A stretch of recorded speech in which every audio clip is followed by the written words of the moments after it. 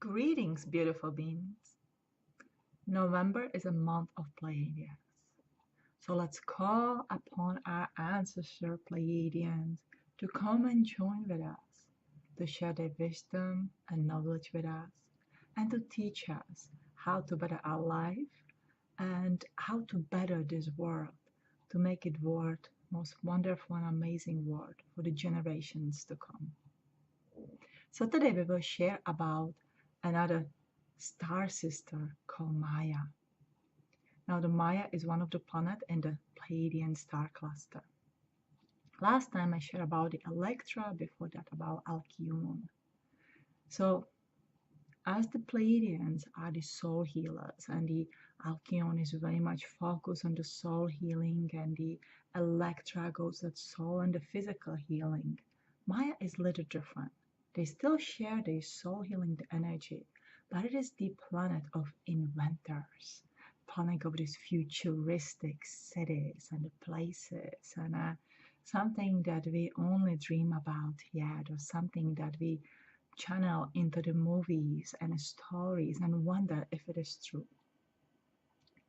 So I asked the Pleiadians to share with us about the places that they live in and that may mirror on the earth for us, because as I told you last time in the video, they like to mirror their home world into our home world, because literally we are the one, they are our ancestors.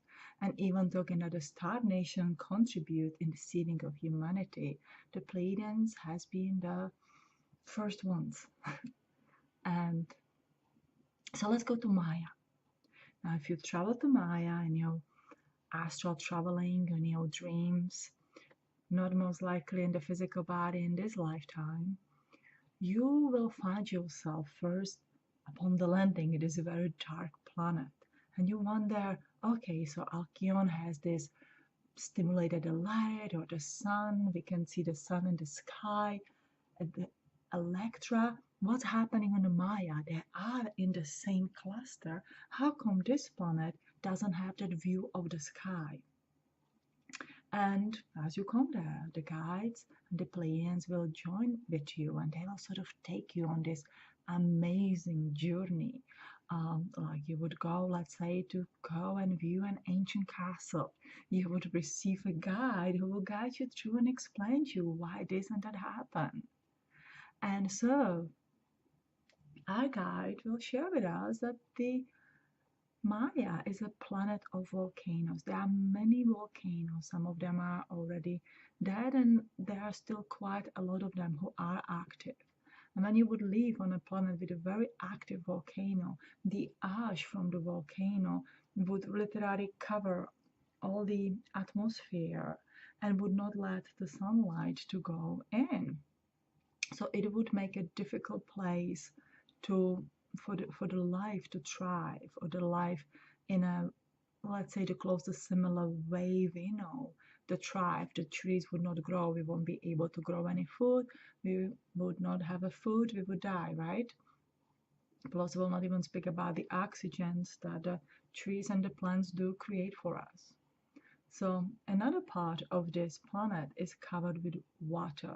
I do sense that maybe about a close up to the 80% is covered with water. So there's a volcanoes and the water. I don't really sense anything else than just, these volcanic mountains and the water, or big bodies of the water. So Maia is literally not a habitable planet. So what Pleiadians have done, they call upon the big brains, right? They call upon the inventors and says, okay, we have this amazing planet that is not habitable on the surface. What are we gonna do with it? And they came with this invention of creating an inner cities, something what we on the earth call the crystal cities, telos, inner earth, Shambhalas. So let's call it the inner city. So they figured out the way how to go through the volcano whenever it's active or not active, and go inside of the earth, which is, I would say, naturally hollow, and created an environment inside that would mirror the life on earth, or that would be something in my perception. It is like, you would be living here on the earth, on the surface of the earth. So our guide's gonna take us to this, through this volcano. Now you wonder, okay, there's the heat, there's this, huge heat that's gonna sort of melt us away. It's absolutely impossible. It is possible when you have the right technology of the transportation that is made out of the material that's not gonna affect the heat inside, or maybe the cooling from the inside out is so spectacular that it doesn't harm you by going in and out.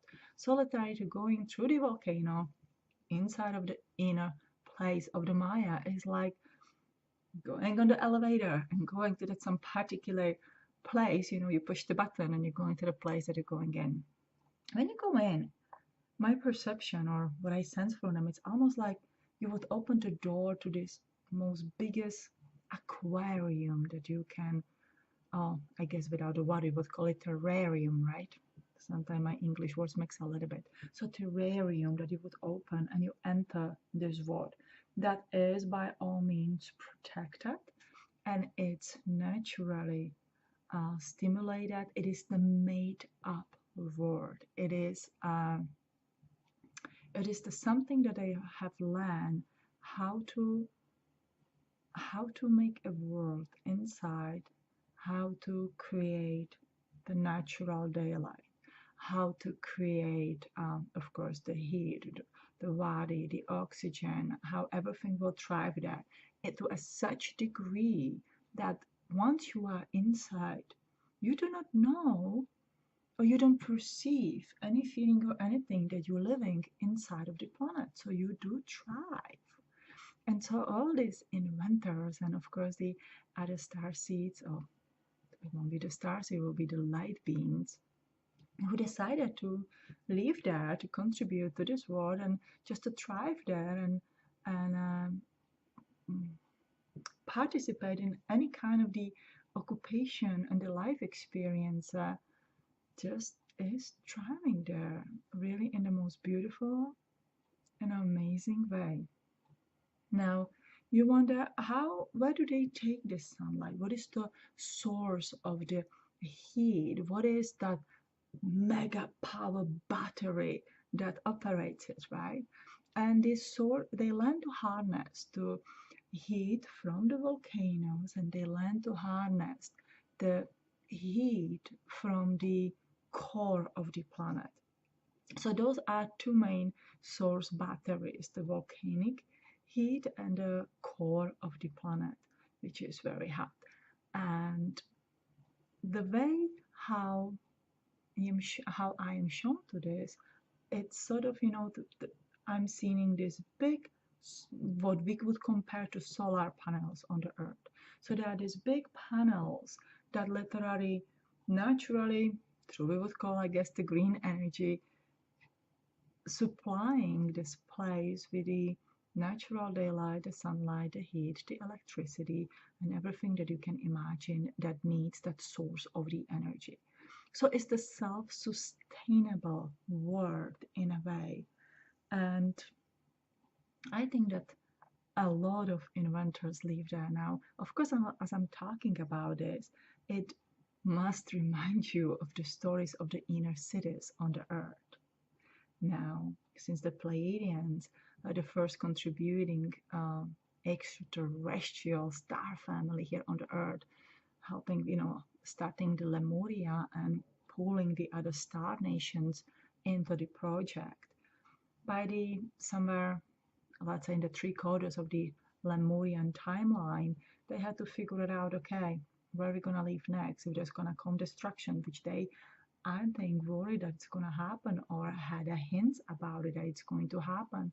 So they created the inner cities here on the earth. They just mirror what they have done in their homeworld. And we know that they are living there still until today. We have the stories of the extraterrestrial UFOs coming in and out of the volcanoes, and in and out of the oceans, or the big bodies of the lakes.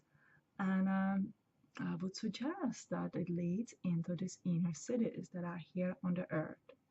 Now, Pleiadians and neither any light star nations had a really intention to come here and invade our place, even if it would be in the most positive and beautiful way, unless I would say 99% of the humanity totally agree and wants it at the same time, because it would be against our free will, even though if it's done in the most amazing intention. It is not a free will to everyone, and Pleiadians work free will, they follow free will, and every alliance of the light, or every star nations that is in that alliance of light. So one invention that Pleiadians want to share about with you, or sort of to bring the light into, is a Rife machine, where the Royal Rife, Royal Rife came up with this amazing invention of the sound machine that by a particular frequency, or by sounding the particular frequency, kill the virus and bacteria in the human body. Now,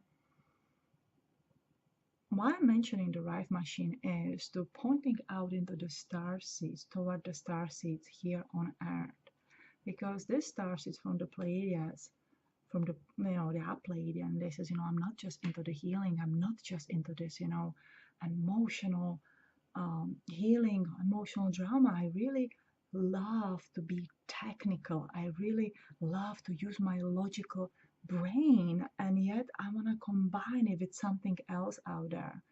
So those who lived or experienced the life in the Maya have this amazing technological mind, that they can truly come up with this kind of the inventions that we think we invent here, but they already have been invented long time before. We just want to remember those.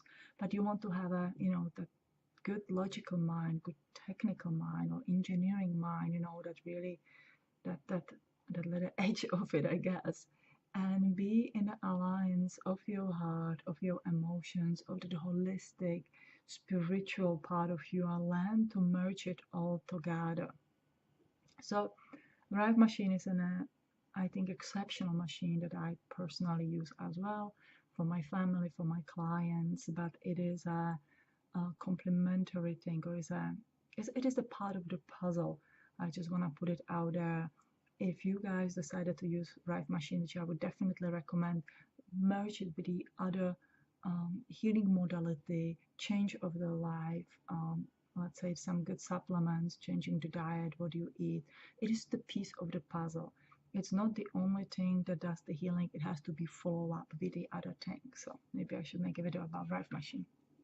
Anyway, leaving it out there, is I just wanted to show you that Pleiadians are inventors as well. And many of them went after that live into the Syrian, so they connect with that very much strong Syrian star nation. And it's for the reason that everything has to be documented in the Akashic record. If we want to use it here on the earth, it would be documented in the Akashic record, because that's our main source of the information coming to the earth. Inventing it here or bringing it here so much on, we don't necessarily go into the Maya to see how we work with it, how we invented it, or whatever happened with it. We go to the Akashic records, to the universal mind, for the source of the information. And follow up on that one yet. When we do inventing something, we need to stay in our integrity, in our heart, and work for the mutual benefit of everyone. So the Pleiadians wants us to know that they are eager to connect with us from the inner cities and from the universe. Now, since they are already living here, and many other star beings do live in the inside of the earth, they want us ask two questions. They want us ask how we can be in a service to humanity, and especially if you want to invent something, if you are really that bright mind who says, but there is something I can add this, or for this modality, or for, I don't know, clearing to water, or coming up with this green source of the energy. Connect with the nature. To connect with the nature is to opening you to that universal love, once you get in that love, you get in that integrity, then you start asking the right questions about your inventions, you will receive the answers, you will receive the guidance. They just want to make sure that what you receive will be used in the most highest possible way, that what they will share with you will not be weaponized, because we know that any great technology can be used for the good or for the bad. So they do have an intention that you're gonna use it for good. So that's for all of you, these amazing inventors, because we are coming strongly into the age than before of the inventions and technologies and that high futuristic progressions. And if we manage to do it again with a love, integrity, with that caring for one another, with that need that we make this world a better place for everyone, it could be absolutely amazing, and I think it will be absolutely amazing. Now, a little bit about the star seeds from Maia here on Earth, because there's not much to tell about them. So, the star seeds from Maia, first of all of them I met, are fascinated with heat, the fire and the heat, because that is the source of the energy up there. That is the way to go through those tunnels, let's say through the active volcano inside of the earth, or of the Maya. I would call it the earth of the Maya, and even here on the earth, right? So what I noticed is that the star seeds really have this gift of, first of all, tolerating of a high heat, and then second of all, almost like collapsing the energy in, collapsing the chakras in, and creating this cooling shield around them. So they can go, going to outside, living in the south, feeling kind of cool, and not feel overheated like many of us do in the hot weathers. I don't think that many firefighters probably came from Maya, because they are fascinated with fire. They want to help out with the fire, but they also have to to be able to tolerate those high temperatures from the fire. So that is just my speculation. So if you are the firefighters from the Pleiadians, from the Maya, I'm so grateful that you are here. And another interesting thing about the starseeds is that they are interested in music, have a high connection to the playing, or high connection, do play instruments, love the music, and compose music as well. And the reason is that they have a highly developed inner ears, or that feeling for the sound. So here you go, the right machine, the sound healing, right? Combination of that logical mind and so much on. So combine the technology with the sound and with a wider frequency would create some amazing inventions for the healing and for the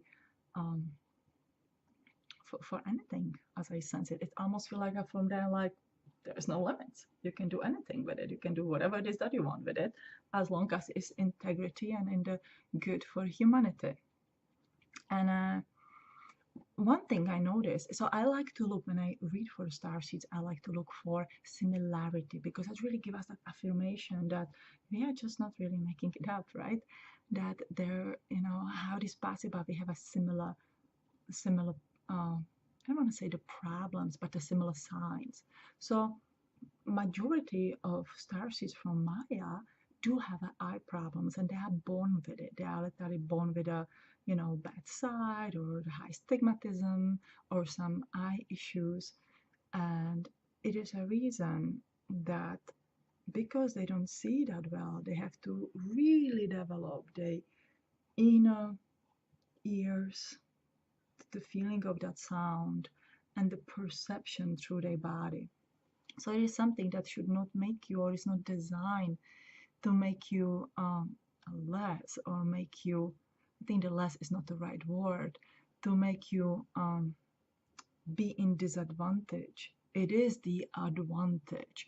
I mean, there's many things that are in our advantage within our body that we don't understand. We just go like, oh my God, I can be born with great eyes, and so much on. And a lot of the star seeds, as a children, play instruments, carpool to any kind of this music and the sounds, and as grown-ups may end up as music composers. And or do anything with the music. I would say if it's combined the music and technology, music and the computers and so much on, I don't completely understand it, but that's how I sense it and feel it to explain it to you, to weave those two parts together. It is, that's the way to go. So, looking at my notes here, I think I have covered everything I wanted to share with you. So I hope that you enjoyed learning about Maya and enjoy these energies of the November to connecting with Pleiadians. Same as we are connecting from those who pass away and are on the other side, we have a chance to connect really deeply with our ancient ancestors. And since I channel the Pleiadians, I want to really share with you about them. They want to share with you. They want to share with you. They say just call upon us. Call upon us and ask the questions. Call upon us and ask, invited us in your energy field, invited us in your home. Now, with any kind of the energy, you want to test the energy. You want to ask 3 times, are you coming from love and light, or are you the highest intentional energy for me and my family and so much on? Or you may choose not to do that. You may choose just to sit outside by the trees in the park, in the forest, in your backyard, and just to connect to them after them. Develop your routine. Learn to trust yourself and learn to trust the energy that you are working with. Don't trust blindly everything that is out there, because there is some mischievous energy, absolutely. But in the November, you have a really good chance to connect with Pleiadians and learn so much about them, learn from them. And remember, everything that we are inventing here has already been invented. We cannot really make up something that wasn't already made before. Our mind doesn't work like that. So the more we connect, the more we find the love in our heart, the more we find that compassion for this world and learn to live, especially in the present time of the energy, and move from the day to day to better beings we do become. The more we heal the human, the more the alien can shine from inside out, and most of all, have fun. The life is a pursuit of happiness. The Pleiadians want you to be happy. They do not want us to suffer. They want us to have a happy life. And if you are a starseed living here on earth, it is not a punishment, it is a lesson. And it is a beautiful lesson. Having a human body is a gift. And this gift could be, should be, it is nice to be used in the most highest and a beautiful way to share the energy from your home world down here and help to make this world a better place for the future generations. So that's the sharing for today. Have a wonderful day. Have a wonderful November. And I wish you love and light from my heart to yours, and sharing the love with you from Pleiadians.